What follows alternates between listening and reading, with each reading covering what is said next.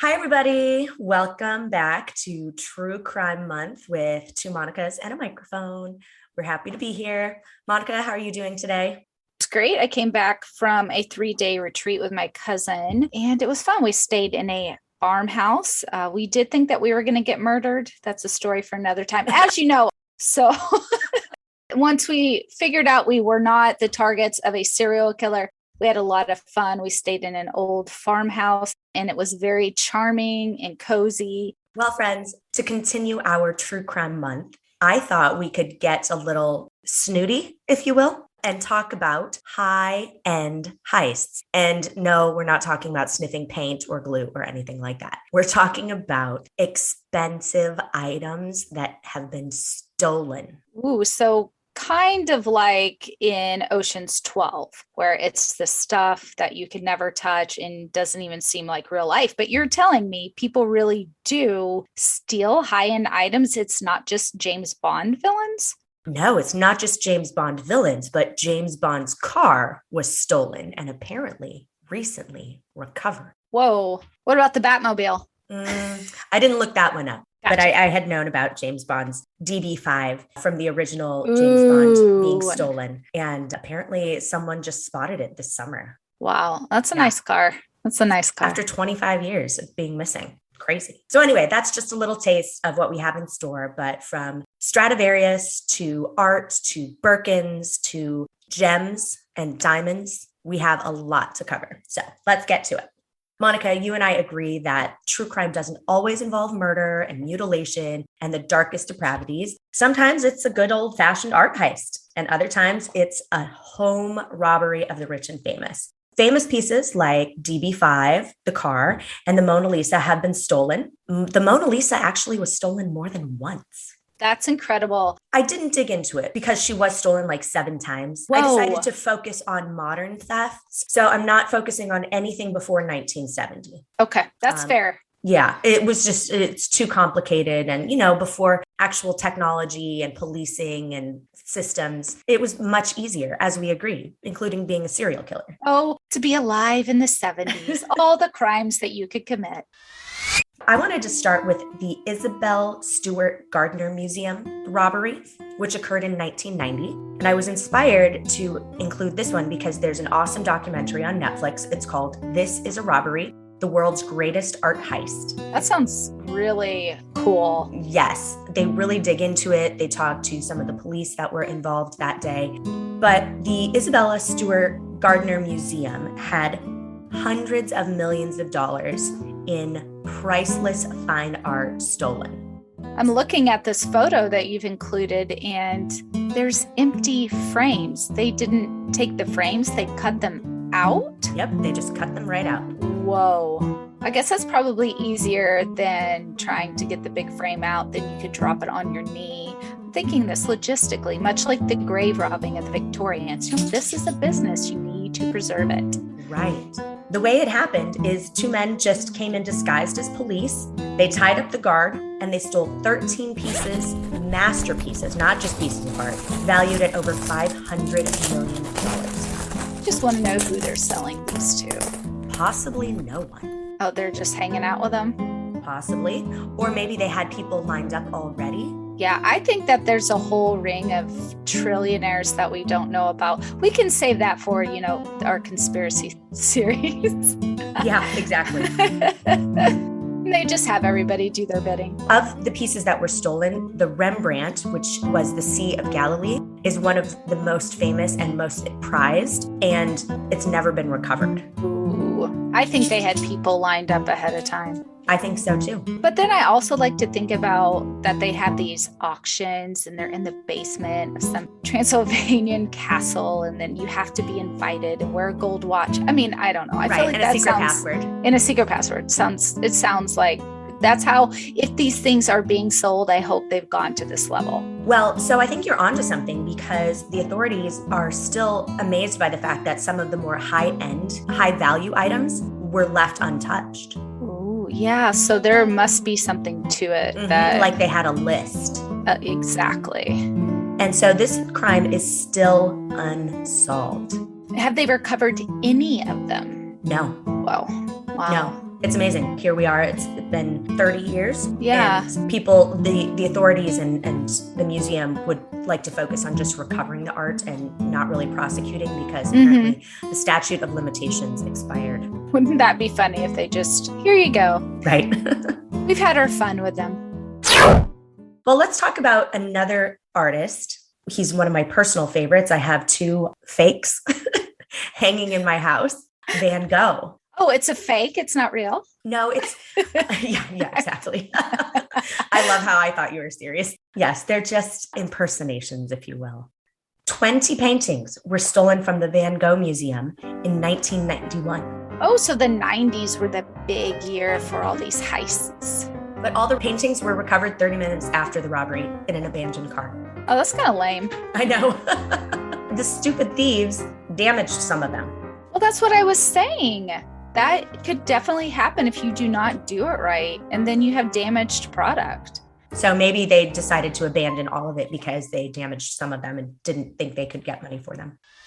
So now let's talk about a thief, an art thief, who was finally captured in 2001. This man, Stefan Brittweiser, he was roaming around a museum in Switzerland, and a nearby guard recognized the man from a previous theft, and he was arrested.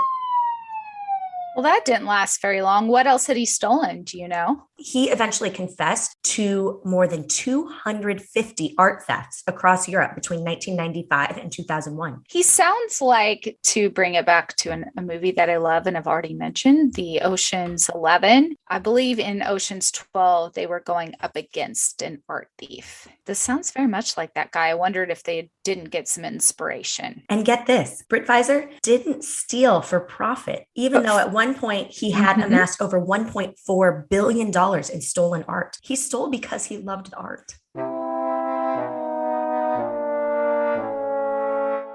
Or he loved the thrill. Maybe, or both. Yeah, I mean, you could also buy art. And this is the worst part. He hid most of the art in his home, in his family home. And his mother destroyed or disposed of hundreds of paintings and drawings when she learned of his arrest because she didn't want him to get in trouble. What a great enabling mother. Right? It's awesome. But she didn't get rid of them all. It's kind of funny. In 1994, The Scream, not the movie, Monica. Oh, well, I feel like someone may have stolen my DVD because I couldn't find it the other day, but this is different. Got ya. Oh, you mean much like my Dixie Chicks CD? Yeah, your Dixie's. That's pretty funny. Yes, everyone, as I went on my trip this last weekend, I pulled out my old CD collection from high school and college, and right there was Monica's Dixie Chicks CD with her initials on it. So I had to tell her I was busted and if she was looking for it, and I've had it for decades. That's too funny. I hope you enjoyed it. I did. The Scream was stolen in 1994 from the National Gallery in Oslo, Norway. And they left a note thanking the museum for poor security. What a little braggart brat. Right? Wow. They held it for ransom, but the authorities never gave in. So 3 months later, the authorities put a sting together and the painting was recovered undamaged. Can you imagine being that brazen, but then not getting your money? There's a sting operation. It says that it was recovered. Were they punished? You know, the article that I read didn't say anything about punishment. It just focused on the next time that the Scream was stolen in 2004. I think that actually, honestly, clearly the Scream photo, or excuse me, the Scream painting clearly inspired people to steal it. I mean, you say 1994, 2004. I feel like the movie really made the painting popular. I mean, clearly I'm right with that, right? Mm-hmm. The movie definitely inspired more people. But this time, instead of poor security, there were masked gunmen who entered the museum in broad daylight. Seems to be the thing with these people. I need more of these in the middle of the night and lasers. I hope we're getting some of those stories later. Unfortunately, no. Oh. But in 2006, the men who committed this robbery were eventually put on trial and convicted, but the painting was still missing. It wasn't recovered until later after the trial, but the police didn't talk about how it was recovered. Because they recovered it from one of those trillionaire auctions, and that's why. Because you got to keep some things under wraps. Some things people never need to know. I totally agree. Here's another Van Gogh that was stolen, his poppy flowers. So popular, Van Gogh. He was stolen from Cairo in August of 2010. So we're getting closer to the current day. It still hasn't been found. So how did this happen? Was this another broad daylight? I don't know. It just says it was stolen. Wow. I know. The article didn't really go into a lot of details. I'm sorry.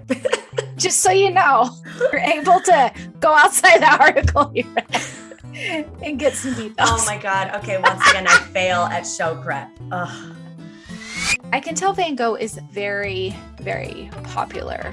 But like with the Mona Lisa, was any of his stuff, was this poppy flowers? Is it just a one-time thing? Or has this been another one of those where it has been stolen several times? It was actually stolen for the first time in 1977, but it was recovered 10 years later. Guess how much it's worth? 1 million.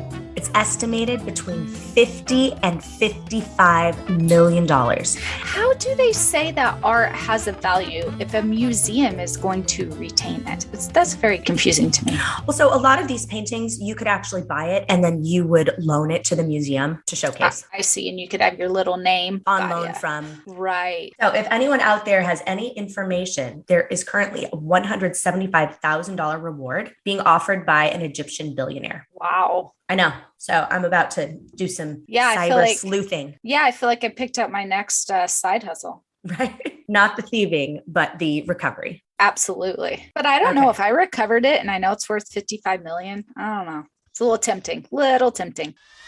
There's one final art heist where it occurred in 2012, and these paintings were stolen from the museum in Rotterdam, including one by another favorite artist of mine, Monet. Oh, and Picasso. I don't feel like there's any of these type of heists in the United States. I wonder why. Is that because we don't house very much art? Well, the first one I talked about, the Isabelle Gardner Museum. That's is that here? Mm-hmm. Oh, okay. I missed that detail earlier. I don't know. Maybe Europe just has poor security, like the note said. I don't know. Maybe they're just very obsessed with this art. Maybe more so. Maybe it's a cultural thing. Possibly. This one, there were 2 works by Monet stolen, one by Picasso. All in all, there were 7 paintings. An alarm did go off, but the thieves escaped before security arrived.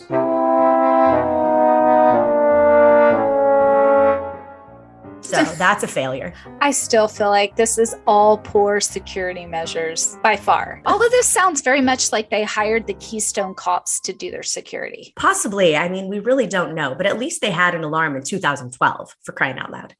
The paintings were never recovered, even though the thieves were caught. And supposedly, one of the suspects' mother claimed she burned the paintings so she could burn the evidence against her son. Well, I would think she would get in trouble for that. I mean, if they could prove it. True. But the fact that they have gotten the bad guys, but not the art, just tells me there's clearly a black market out there, for sure.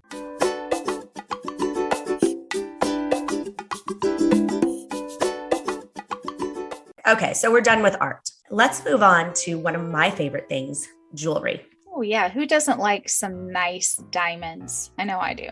Murph the Surf. So I learned about Murph the Surf from a great podcast called The Sneak. And there's way more to Murph the Surf than just jewelry theft or gem theft. He was accused of murdering someone. Dun, dun, dun. Yeah, he kind of runs the gamut, but we're not going to focus on his alleged murder. Okay. We're going to focus on how he and a couple friends pulled off the most famous and stupid jewel heist in American history. I'm interested to hear this one, mainly because you said stupid. Right. That's the best part, I think. They hatched a plan together to break into the Gems and Minerals Hall in New York's American Museum of Natural History. And who is this? You said they. So Murph the Surf, and 2 of his surfing buddies. So there were 3 of them all together. This happened in 1964. So I did go just a little before 1970. But no, they started checking out the museum and they noticed that there was a window open on the 2nd floor. They just climbed the building, went through the window, and they stole the majority of the J.P. Morgan jewel collection. Just through an open window. Just through an open window. In the middle of the day? No, they waited for nighttime. It's interesting because they knew enough to know that the gems would be encased in glass. And so they would wait until the guards did their round, and then they'd break the glass. They'd sweep up the glass so that the next time the guard walked by, the guard wouldn't notice any glass on the ground. Smart. So far, so good. They're smart so far. Right. So let's talk about what they actually stole. Because, to say JP Morgan jewel collection, I'm like, what's included in that? Yeah, I have no idea. Some pearl earrings? No. Massive pearl earrings. No, just kidding. But massive gems, including a sunshine-colored eagle diamond. Ooh. I know. Doesn't that sound beautiful? Another was a deep purple violet midnight star sapphire. And that sounds gorgeous. Doesn't it, though? And there are pictures if you scroll down.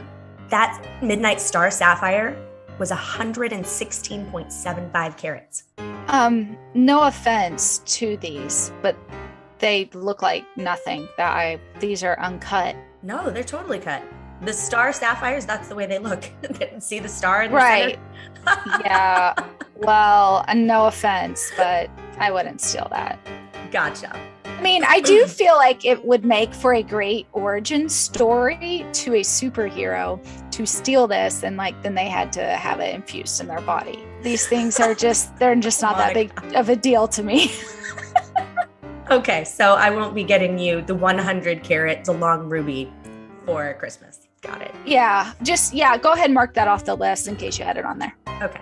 The press dubbed it Jewel Heist of the Century. It was not a violent crime. It was a brilliant, coordinated theft.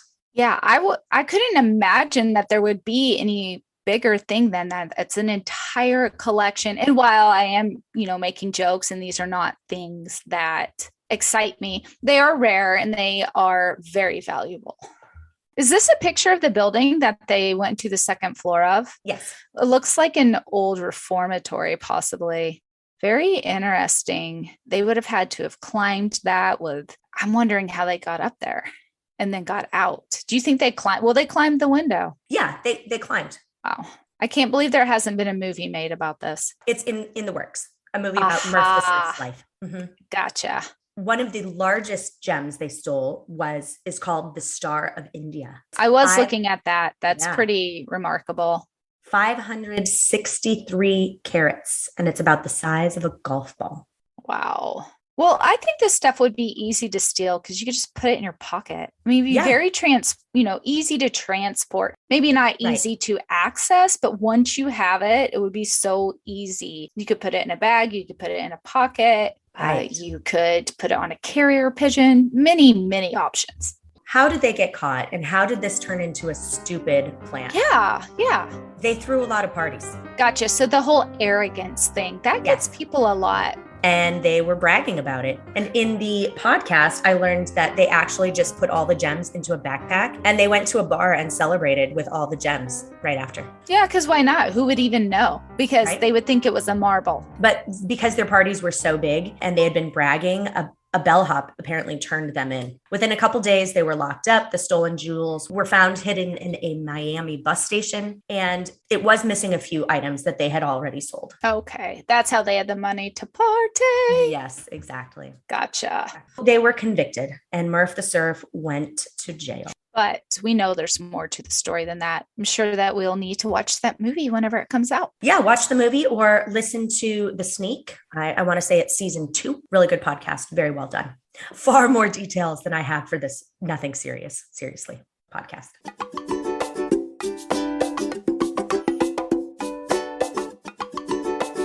Are you looking for a hair pick-me-up? Then you need Glaze Super Gloss. Your hair will be glossy, soft, and vibrant. You can choose from 10 color matching shades or just go for the sheer glow, which is gentle enough to use in place of your conditioner. In only 10 minutes, you'll have the best hair of your life. There's no sulfates or parabens in any of Glaze products, and you can recycle your last bottle when you're ready for a new one. Hit pause right now and go to glazehair.co and use promo code Monica15 to get 15% off the best hair of your life. That's glazehair.co and promo code Monica15. So Monica, what do you see the picture next under the caption, the dress fake? Yes, that is a gorgeous dress. Yes, isn't it? The actress is Lupita Nyong'o, presented at the Oscars several years ago. Yeah, it looks like it's a Calvin Klein dress and it's made entirely of pearls. Is that true? I mean, it looks like it is. Well, that's what they told her. Calvin Klein told her that the dress was made with 6,000 genuine pearls and would literally be quite priceless. Definitely. Can you imagine sitting on priceless pearls? I wonder if she even did sit that whole night. Apparently, you can YouTube it because it was really awkward. It's gorgeous. I mean, it is perfect for her. She looks amazing. Mm-hmm. So while she was on stage, she called the dress a timeless and priceless piece of art. I can see that. I can. Be careful what you brag about, as we learned from Murph the Surf, because it was eventually stolen from her hotel room. You know, that makes me think of something which is not quite the same as a heist of high-end items like we're talking about. But whenever we do the 50-50 raffle and then we say, so-and-so won $500, I always think you have just announced who has $500 cash in their pocket. So you have to be careful. Don't flash your cash. Right, exactly. Well, once the dress was stolen, the thieves decided that they were going to sell the pearls. Obviously, why wouldn't you? I would, absolutely. I wouldn't sell the dress. You're going to get caught that way. Well, LA has a wonderful jewelry district, and they were turned away saying that the pearls were worthless. Basically all fakes. Oh no. I bet Calvin Klein did not think this one through. Wow. Ew, Calvin Klein. That's gross. What, you just straight up lied. Right. It's what they call a good fake. Definitely a good fake.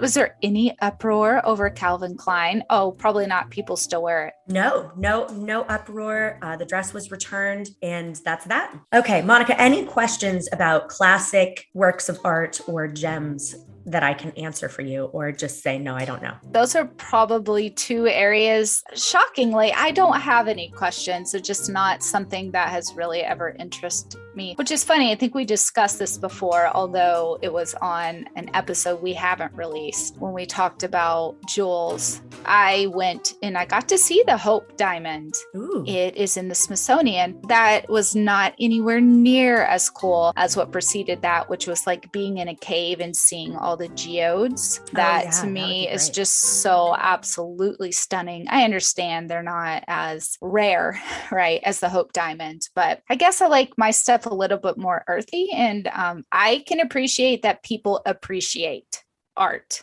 I think that I would hope people could appreciate that I appreciate CW shows, right? So we all have the things that we really cling to. Beauty is in the eye of the beholder. Absolutely. We will move on and talk about some celebrity heists.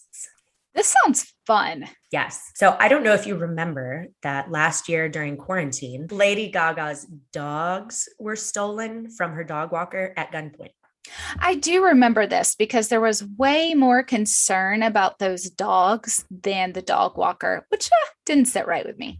I agree. I mean, there's way more concern about those dogs than children who are kidnapped. Yes. Anyway, the dogs were eventually returned because the thief found out that they were Lady Gaga's dogs. Oh, really? Yes. That's how that happened. Mm-hmm. So they were a Lady Gaga fan, or they were just afraid they were going to get busted. Did they go to jail or serve any time? 5 people were arrested and charged in shooting Lady Gaga's dog walker because he was shot. 5 people were in on this? 5 people. 3 suspects have been charged with attempted murder and 2 as accessories after the initial crime.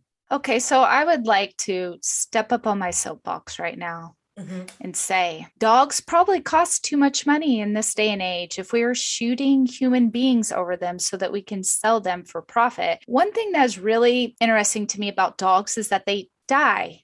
So you're buying this thing and sure, you love it and everything, but they don't have a long shelf life, and they're becoming so increasingly unpopular that people are doing crimes to steal them.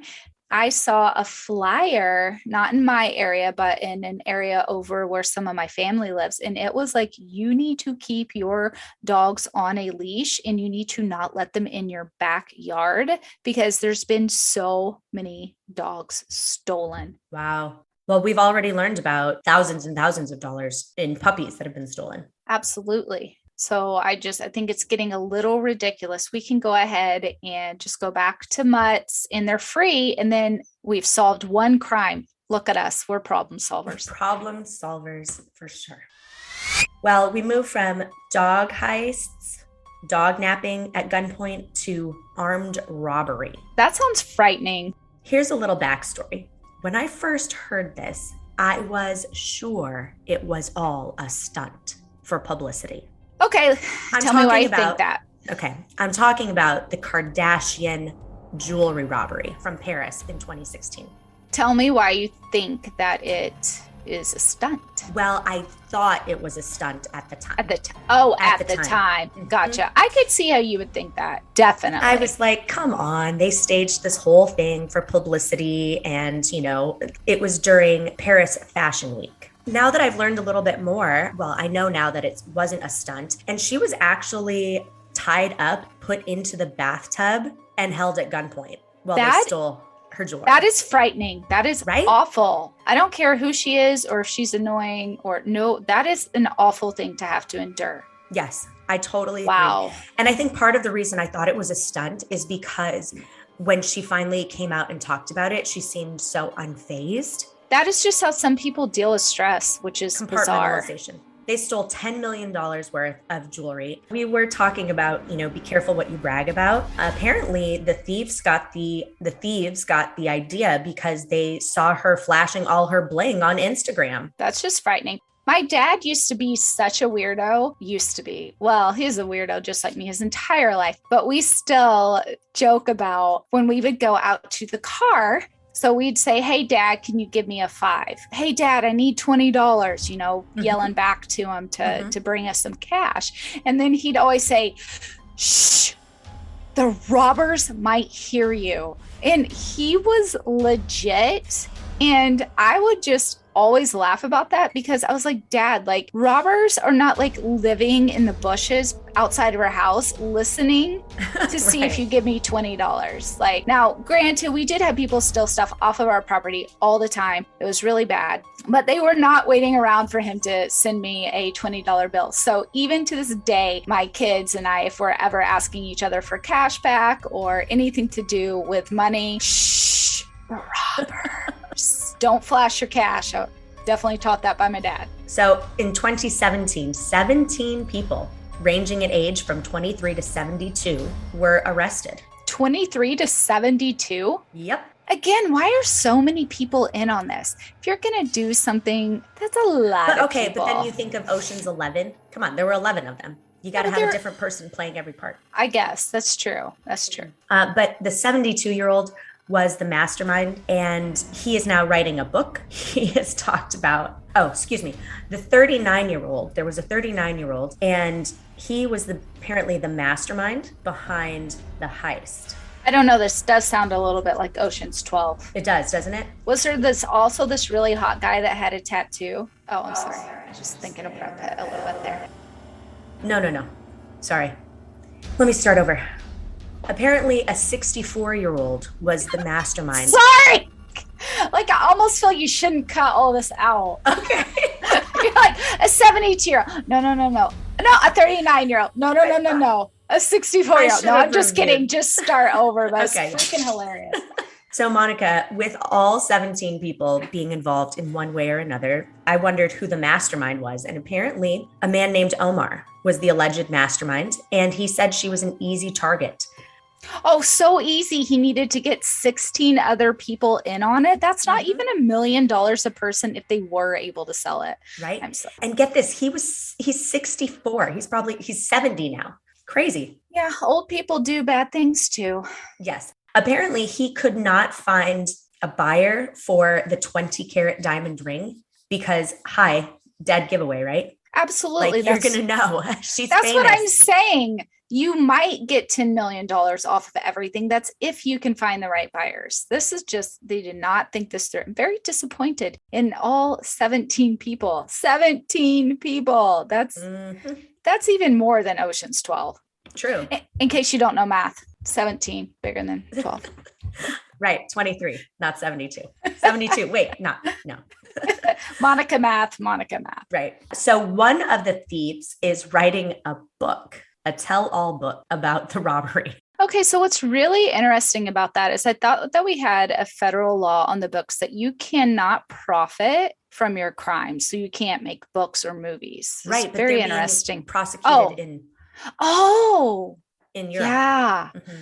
Oh, well, they don't have those laws. They're like, hey, profit all you want off of the pain and misery you caused. So he says he's writing the book because after reading way too many stupidities, base accusations, vile lies, or rough guesses. He's got to set the record straight. Our take on it. And they were caught because of new DNA matching techniques. Oh, really? Yeah. DNA. Wow. I know. I just thought maybe they bragged.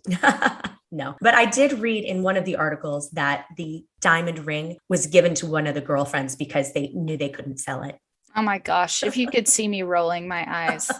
I wouldn't mind. I just can't right now. You could never wear it out of the house. I would also mind being that girlfriend because I have an idiot boyfriend who went along with 16 other people on this dumb heist. They haven't recovered any of the jewelry though, unfortunately. Oh, really? Yeah.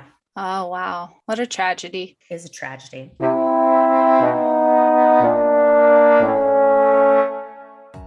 All right. So this next one is close to my heart because, I was and probably still am a Real Housewives fan. Yes. And my heart broke when one of my favorite Beverly Hills housewives, Kyle Richards, announced that her new home, which I watched her tour and move into and decorate, was robbed. Oh, home invasions are awful. It's just such a violation of not like just your privacy, but kind of you as a person, just overall violating. Well, they were on vacation in Aspen, so they weren't there. However, they hadn't been living in the home very long, and they stole priceless heirlooms handed down from her mother. They stole her collection of Birkin bags. They stole all of her jewelry. And her mom was a big Birkin collector, so they stole all of those. So it's a combination of sentiment as well as intrinsic value. Do you think that they knew she had those things because of anything she had shown on The Real Housewives? I mean, were they like, oh, we know that she has these? Absolutely. Okay. She said she's more cautious now because she knows that flaunting it on TV is one of the reasons that she was a target. Yeah. Oh, that's awful. Mm-hmm. I see on here, she said that even her children's baby bracelets were stolen. Yes. Oh, yeah. And that some of the stuff, I mean, it was very valuable, but had been passed on from her mother. Right.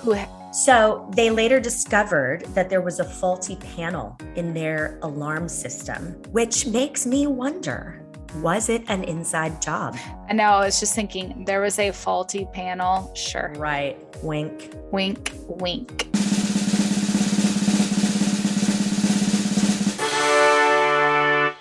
There we go. That's what I have for celebrity heists, but I have a couple other little tidbits which you might find interesting. The most expensive car stolen. Get this, a classic Ferrari worth millions was stolen on a test drive. Oh, we had, because it's the same, all these stories I share from the rural Midwest town I live in, everyone, exactly like all these high-end heists.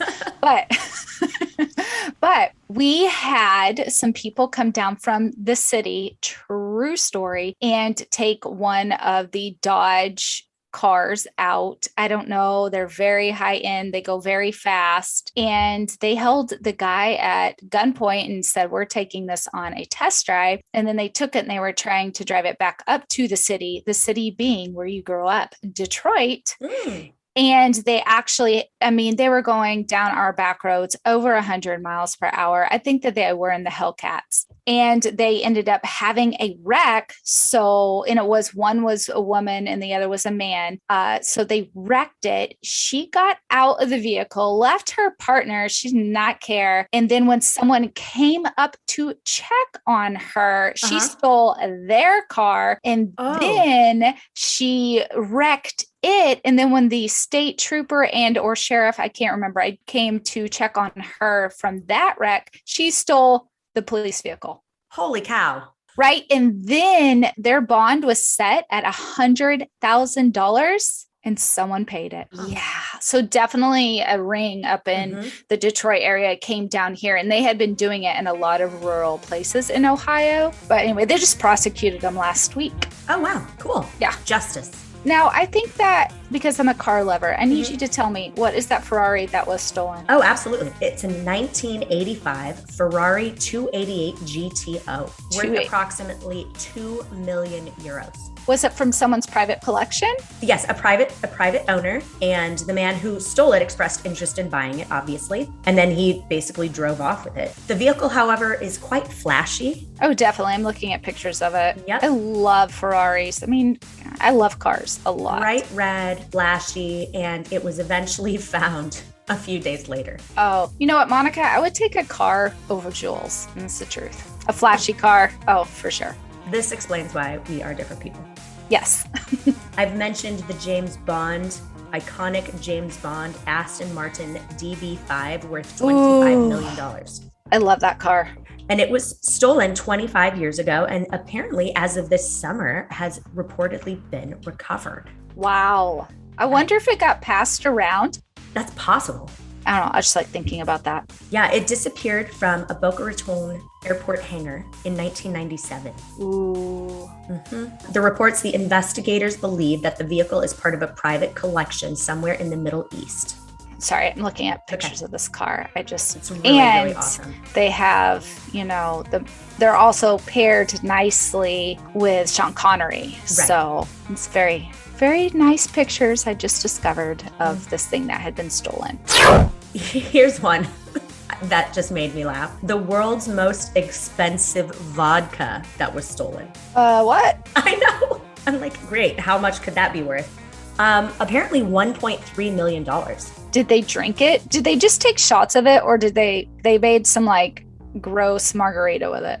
No, it was found empty on a construction site. So they just drank it, just legit took shots and had fun with it. Yes, but it was valuable not because of the vodka, but because of the bottle. Oh, okay. Yeah, the bottle was made from gold and silver with a diamond encrusted cap. Oh, but they still found the bottle. Oh, yep. Okay. That is quite funny that it got drank, though. I know, right?